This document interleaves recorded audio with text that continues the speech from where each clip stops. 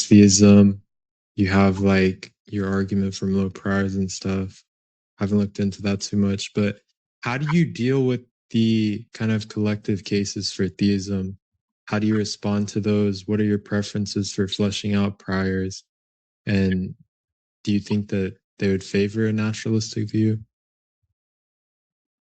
I'll go back to what I said before about Swinburne's views. So Swinburne argues that the prior for theism is quite high because theism is a simple view. I think that naturalism is a simpler view than theism. And so on that way of thinking about it, it's got a higher prior, maybe not by much, but a bit higher. And obviously naturalists will disagree about how much or higher the prior probability of naturalism is to theism. The other bit of this puzzle, if we're thinking about it in Bayesian terms, is the likelihoods of all the various bits of evidence that bear on whether naturalism or theism is true. And if we're what the naturalist has to think is that when you feed all of this, the priors and the likelihoods through the Bayesian machinery, out comes the answer that the posterior probability for naturalism is higher. And what the theist has to think is when you do the same thing, the posterior probability for theism is higher. I think that it's kind of hard to really think about this in Bayesian terms because the assignments, especially of the prior probabilities, I don't know, they're loose, shall we say. And I guess the assignments of the likelihoods are too. And when we do kind of comparative, if we think about our judgments about whether one's more likely, much more likely, way more likely, or whether one likelihood is higher or much higher or way higher than another, are pretty loose. And so upshot is that while the cumulative case arguments, at least in principle, are the strongest arguments, we're not going to get agreement on what the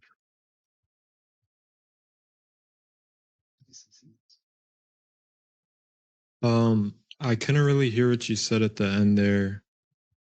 You might have noise suppression on your mic.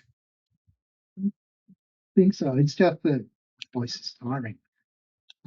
What I said was that the difficulties of doing the calculations mean that while we might agree in principle on what that doing something like that Bayesian calculation is the right way to go, theists and naturalists are just not going to agree on what the outcome of the calculation is.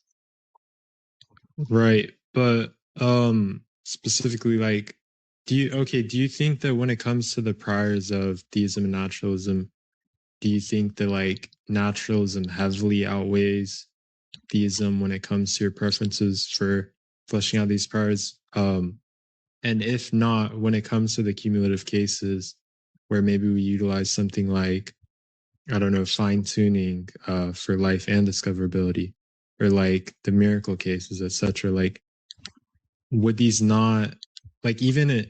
Well, I grant that like the calculations are going to be difficult and they're going to disagree on the answers, but like all these pieces of evidence, like regardless of the exact calculation, does it not seem like it would give a higher posterior probability?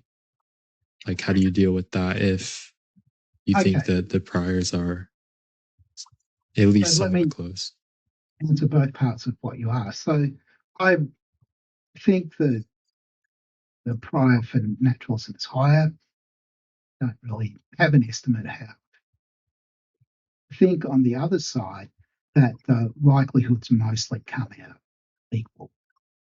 Right? We can't discriminate. Maybe there's some cases where one side gets some advantage over the other, but I am inclined to think not. In particular, I disagree about the fine tuning case. I think that there's almost no difference between the likelihoods in the two cases. That is the likelihood of fine-tuning on naturalism and the likelihood of fine-tuning on theism. They come out about equal. There's a long story behind that. I'm not sure you want me to tell it to you. Well, specifically, I'm curious about fine tuning as it's argued by Robin Collins for discoverability in conjunction with life. If you could give me the story, even if it's long. Well, I'll give you a kind of abbreviated version of it. The thing to ask yourself is, so we're imagining a causal order in both cases. So in one case, we've got God. God makes an initial singularity, the universe expands, and almost everywhere in the universe there are these constants, and we're modeling and we change the values of those things. We get a really good. So naturalist thinks same picture, except that you chop out God and whatever the values that God. So on both questions, on both views, we can ask this question: where are the values of the constant fixed? That is, where are they determined to be the values that they are? One answer that you can give is there's a beginning point and they were fixed from the beginning. That could be true in both the naturalist view and the theist view. On the naturalist view, the initial singularity, and it's either you're going to say there are the constants and we take the values, or it's determined that at a certain point constants will appear and they'll have those values. On the theist view, on this way of thinking about it, we're thinking that from the get-go, God is just determined to make a universe with those particular values. So that's how God's set up the initial. Now we can ask, what's the modal status of the initial? Is it contingent or necessary? If it's necessary, we explain the value of the constants on both views in the same way. They had to be that way. If they're contingent, there's just no answer to the question. So that was just how they were from the get-go. Okay, so that was one. Next, the old competing thought is there's a point where there's a transition from the values of fixed are not fixed to the values of fixed. For example, perhaps back before inflation, but after the initial singularity on the naturalist view, there's a phase transition and the values go from not being fixed to fixed. In that case, it's a roll of the cosmic dice. It doesn't matter what right? The explanation is it was just a matter of chance. Go back to God. Think about God's creative act. Suppose that God's creative act is indeterministic. There's all these possible worlds that could come out with different values for the fine-tuned constant. The fine-tuning happens not at the beginning, but at the point that God makes the universe. And there's all these different universes with different assignments of the constants. And it just so happens that we get ours. And if you want to put a probability distribution over it, let's go principle of indifference and make them all be the same, which is kind of what I was doing when I was describing the naturalist case. So in this case, it's just a matter of chance. There's some probability.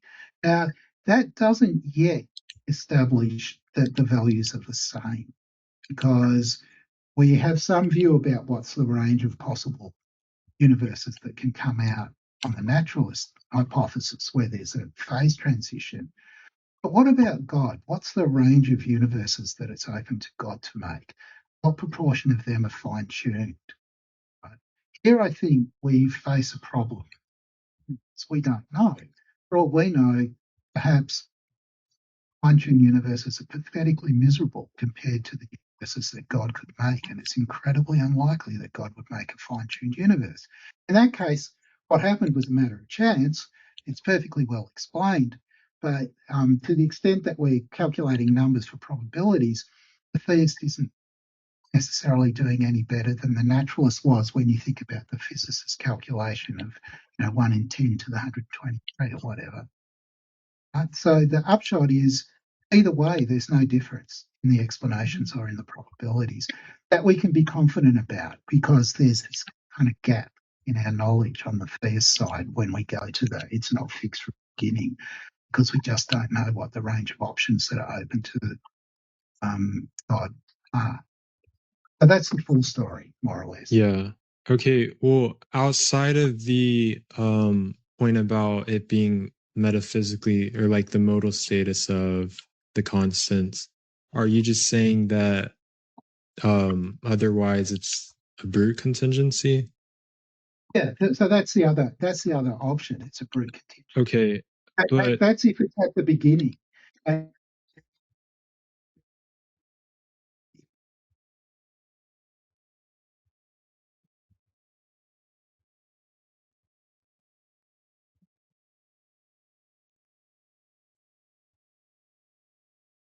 if you think about it, unconstrained, what the range of alternatives is. yeah, is there anything, I guess that's more interesting then. Is there anything independent that makes you um kind of want to view these constants as necessary? Um, Nothing independent, no. So I, I I'm prepared to go, because it should be obvious that there's a question about certain kinds of cosmological arguments that gets sort of resolved by this same move.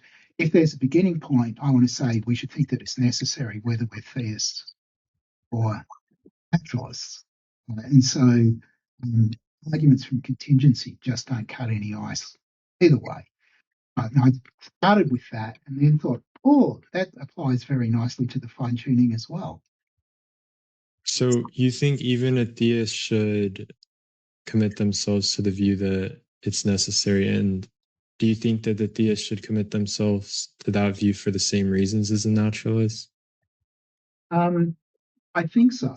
I think that, I mean, it's true that in the tradition, there are people who want to derive necessity from the claim that existence is part of essence or something like that. I just want to set that to one side. I think I have something else to say about those arguments, which I think they're not very compelling arguments. But there's this consideration about the beginning point.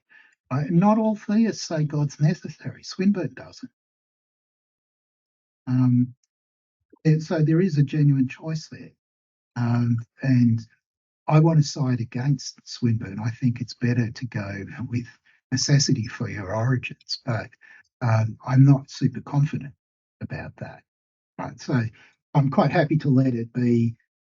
It doesn't matter really. It's just when we're doing a comparison, we compare apples with apples. We compare the assumptions of necessity with assumptions of necessity and assumptions of contingency with assumptions. That's the right one.